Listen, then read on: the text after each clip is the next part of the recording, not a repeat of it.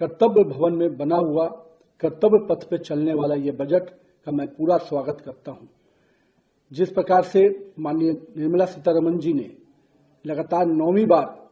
अपना बजट रखा है, ये भारत सरकार की पॉलिसी सस्टेनेबिलिटी और गुड गवर्नेंस का प्रतीक है।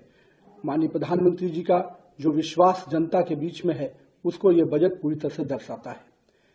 हम लोगों ने देखा कि किस प्रकार से माननीय प्रधानमंत्री जी का सबका साथ सबके विकास के जो मूल मंत्र हैं, वो इस बजट के पूरे विस्तार में दिखता है। साथ ही साथ विकसित भारत 2047 के बनाने का जो सपना माननीय प्रधानमंत्री जी ने देखा है, उसके लिए भी ये संकल्प से सिद्धि वाला बजट है। इस बजट में जहां भारत के वैश्विक अस्थिरता के बावजूद भारत का जो ग्रोथ रेट है, जो 7% लगातार बढ़ रहा है, ये दिखा रहा है कि किस प्रकार से हमने अपने जीडीपी को लगातार मजबूत किया है और साथ ही साथ इन्फ्लेशन को भी अपने कंट्रोल में रखा है। ये इस दिशा में दिखाता है कि हमारे बजट में किस प्रकार से डेप्थनेस है, सबको लेके चलने का हमारा जो विश्वास है और सभी इंफ्रास्ट्रक्चर प्रोजेक्ट को मजबूत करने का जो हमारा विश्वास है, उस पर यह बजट काफी आगे दिख रहा है।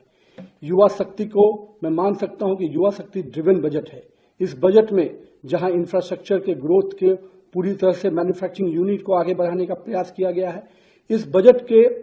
में नए रोजगार के सृजन के अवसर को उत्पन्न किया गया है। मैं मानता हूं कि जिस प्रकार से सेमीकंडक्टर, इलेक्ट्रॉनिक्स, स्पोर्ट्स, बायोफार्मा, ऐसे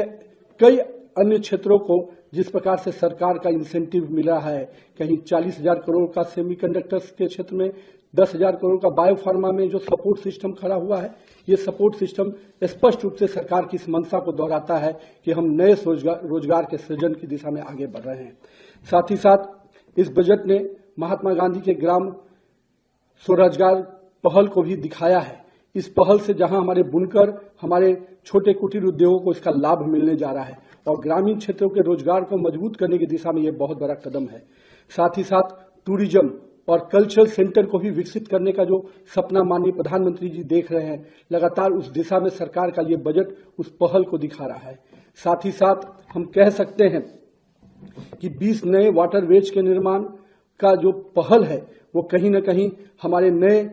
ट्रांसपोर्ट के दिशा को खोलता हुआ बजट दिख रहा है। जहां अब तक हम लोग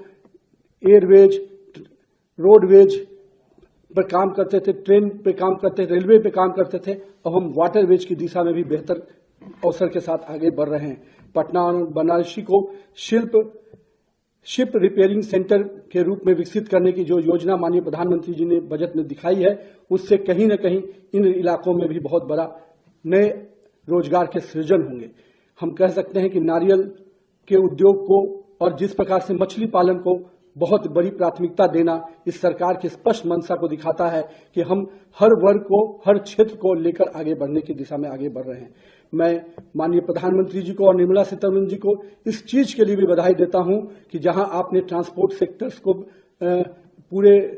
आगे बढ़ाने में आपने बड़ा कदम उठाया, आपने बजट में बड़ा आकार दिया, वहीं डिफेंस सेक्टर को आपने 7.8 लाख करोड़ के बजट से स्पष्ट संकेत दिया है कि हम देश की सुरक्षा के साथ कोई कंप्रोमाइज नहीं कर सकते हैं। तो मैं मानता हूं कि इस बजट ने समाज के हर वर्ग को विकास के साथ जोड़ना, समाज के हर वर्ग को लेके चलने की जो मंशा माननीय प्रधानमंत्री जी की रही है, वो मंशा हम सबको दिख रही है। और हम कह सकते हैं कि आज के इस बजट से समाज का हर वर्ग, चाहे वो युवा हो, महिला हो, नारी हो, मध्यम वर्ग हो, सबके लिए माननीय प्रधानमंत्री जी ने इस बजट में आकार दिया है। इसके लिए मैं माननीय प्रधानमंत्री जी को और माननीय वित्त मंत्री श्रीमती निर्मला सीतारमण जी को बहुत बहुत बधाई देता हूं। इस बजट